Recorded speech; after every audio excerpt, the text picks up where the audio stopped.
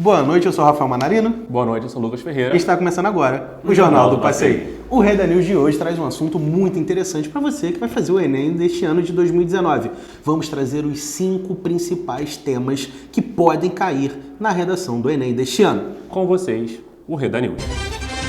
É importante frisar também, Rafa, que a gente vai trabalhar os principais repertórios socioculturais para cada tema. Esse top 5 vai ser importante para a gente trabalhar cada um deles de forma que você consiga arrebentar na sua redação. Obrigado, Lucas. Agora nós vamos trabalhar também com os nossos correspondentes que estão ao redor do mundo para trazer informações importantes de tudo o que está acontecendo sobre os principais temas das redações do ano de 2019. O primeiro tema é o bullying. A partir da citação do Paulo Freire, a gente consegue perceber que a escola é o principal meio para evitar o continuismo da violência nas escolas e também no meio familiar. Além disso, esse ciclo de violência a gente pode chamar também de opressão. Esse ciclo de opressão ele pode ser evitado caso a escola e a família lidem melhor com cada situação. Por isso que é importante você pensar sempre nesse seu repertório sociocultural bem articulado, não é verdade, Lucas? Para você conseguir uma competência 2 tão sonhada com os seus 200 pontos. Vamos para o tema número 2? Tema número 2 é patrimônio cultural. Temos participação especial no tema número 2. Você que está em casa, está acompanhando o Reda News, fica ligado para você ver quem vem aí já já.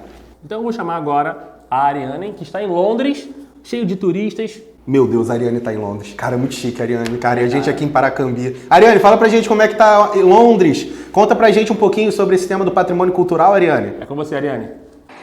Boa noite, Rafael. Boa noite, Lucas. Boa noite para todo o Brasil. Estou aqui hoje diretamente de Londres para trazer para vocês algumas dicas diante de um possível tema sobre patrimônio cultural. Diante desses temas, existem 3 possíveis repertórios socioculturais que vocês podem usar. Que repertórios são esses? Uma primeira dica é o uso de dados do IFAM, sobre preservação de patrimônio. Uma segunda dica que vocês podem utilizar também é uma frase do filósofo chinês Confúcio, que vai trabalhar com uma relação entre preservação da cultura e o desenvolvimento de uma condição social positiva. Um último dado que vocês podem utilizar é sobre a vinda da família real portuguesa para o Brasil no início do século XIX, para pensar um pouco sobre a relação entre o patrimônio trazido por ela e aquele que ainda é preservado na atualidade no contexto brasileiro.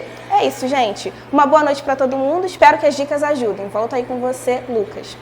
Muito obrigado, Ariane, por ter me respondido, Só existe um Lucas nessa bancada, Então, por favor, não sei o que eu faço mais aqui, Mas, voltando ao assunto de patrimônio cultural, vocês receberam essa brilhante informação da nossa repórter que só quer falar com o Lucas. Entendam que existe um grau de importância e, obviamente, eu sou mais importante. Muito obrigado, Ariane, pela sua correspondência. E vamos passar agora para o tema número 3. É isso aí, galera. O tema número 3 é cultura de transgressão às leis no Brasil contemporâneo.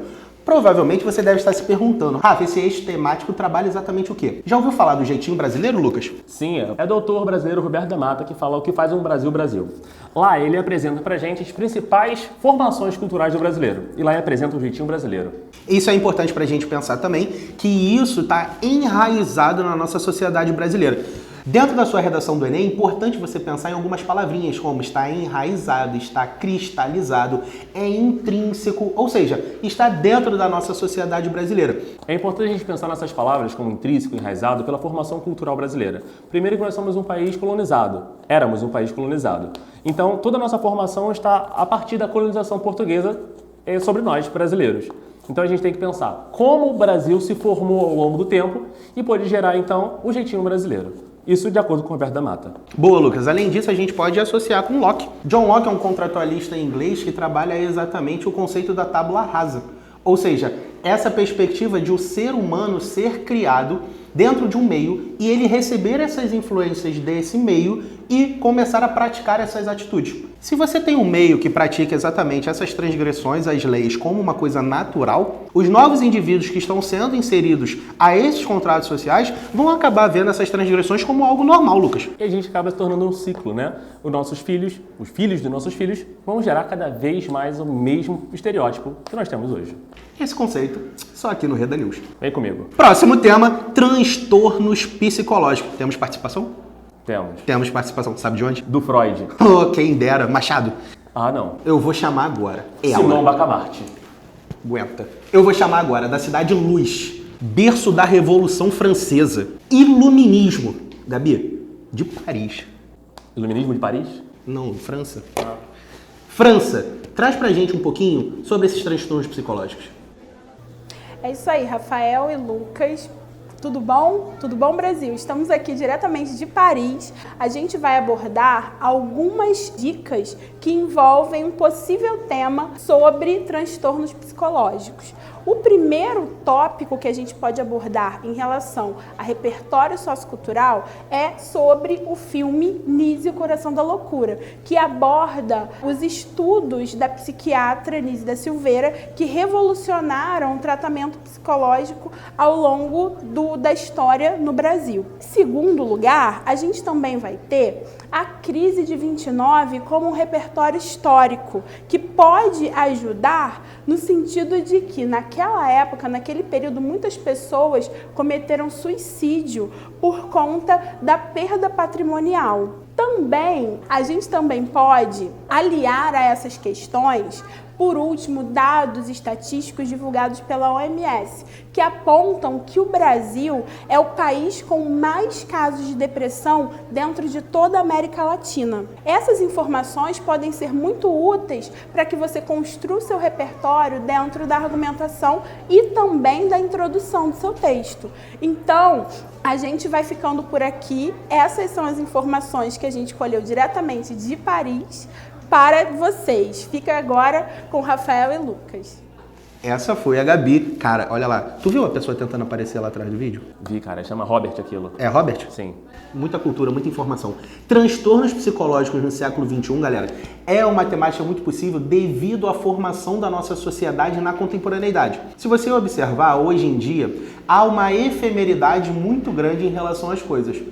Ou seja, como eu posso trabalhar efemeridade? Hoje, há uma perspectiva de acesso muito rápido às informações.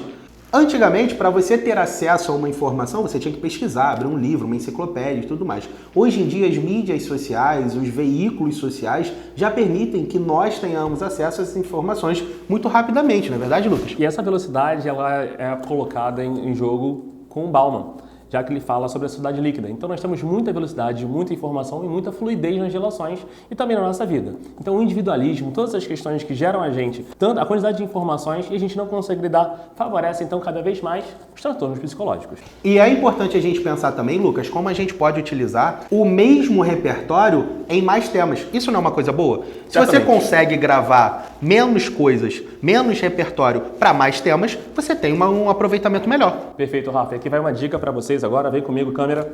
Se você consegue decorar o repertório, é uma boa possibilidade. Mas se você consegue entender o todo do repertório, não só a citação, mas sim o que ela quer dizer, ela favorece muito mais a sua redação. E você está me perguntando agora, Rafa, o que tem a ver, qual o repertório que eu poderia reutilizar nesse tema dos transtornos psicológicos? A Hannah Arendt. Os transtornos psicológicos hoje em dia são uma temática vistas a partir de um pensamento banalizado da sociedade. Como assim um pensamento banalizado? Hoje em dia é muito comum que doenças como depressão, ansiedade sejam vistas como algo como mimimi e outras expressões extremamente pejorativas para um assunto tão sério. Foca em mim aqui, ó. Na verdade, não é nada disso. Essas doenças elas são reais e são problemas, ok? A gente tem depressão como um dos principais casos de epidemias, ok? Sim. Então é possível perceber que essas doenças não são mimimi, elas são problemas. Então, preste atenção que nós temos uma possibilidade infinita para vocês. Isso é legal que você pode observar que dois eixos temáticos podem abordar a mesma contextualização. Último tema? O último tema é falando sobre o meio ambiente. Olha só que lindo. Olha que coisa mais linda, mais cheia de graça. Nós temos um cantor entre nós. Muito obrigado. O tema meio ambiente... Achei engraçado. O tema meio ambiente ele é sensacional pra gente porque nós temos uma série de informações novas e passadas que podem ser utilizadas na nossa redação. O importante você observar é que o que nós estamos trazendo são possibilidades de tema. Eles podem trabalhar exatamente a valorização do meio ambiente, como podem trabalhar também, na verdade, Lucas, a própria desvalorização do meio ambiente. Eles podem trabalhar também, Lucas, a ação humana no meio ambiente, não é verdade? Então, relacionado ao meio ambiente, eu tenho dois repertórios e duas realidades muito importantes para a gente analisar. Para de gracinha. A primeira delas é em relação a Brumadinho e Mariana. São questões relacionadas ao meio ambiente porque nós temos rompimento de barragens que afeta rios, florestas e também os próprios moradores. Essas temáticas são muito importantes da gente observar, porque você pode trabalhar como negligência das autoridades, não é verdade, Luca? Sim, sobretudo das empresas. Isso é importante porque o viés capitalista também é uma boa linha argumentativa, sim ou não? Se a câmera puder colocar aqui o hino nacional da União Soviética, eu agradeceria. Além disso, a gente pode trabalhar também um repertório muito importante que é a literatura brasileira. Você costuma usar a literatura, Lucas, na sua redação? Uso bastante. Você acha legal? Acho que é um repertório como outro, mas ele está mais familiarizado com a gente. E você que está assistindo o Reda News, costuma usar literatura na sua redação? Ou Deve. tem medo de utilizar as escolas literárias? Agora nós vamos trazer exatamente uma das principais escolas literárias, que é o romantismo. Oh, romantismo, gente, você que é fofo aí em casa, preste atenção. A primeira geração da poesia romântica, ela era chamada de indianista ou nacionalista. Não é verdade, Lucas? É verdade. Essa geração romântica, ela preza sobretudo pelo meio ambiente. E cabe exatamente no nosso tipo de redação. Sobretudo porque há desvalorização atualmente em contraponto com a valorização que acontecia em 1800. É verdade. Desse século XIX, que nós podemos resgatar da primeira geração da poesia romântica, a valorização das belezas naturais era o mais importante da poesia indianista ou nacionalista. Por quê? Quando você tem a independência do Brasil em 1822, há a necessidade da criação de uma independência também na literatura. Essa independência na literatura buscava um caráter nacional. Até então, a nossa produção literária era colocada sob o domínio português, Verdade. não é verdade? Com a independência em 1822, a primeira ideia era o quê, Lucas? Agora a gente pode produzir uma literatura que é... Nossa.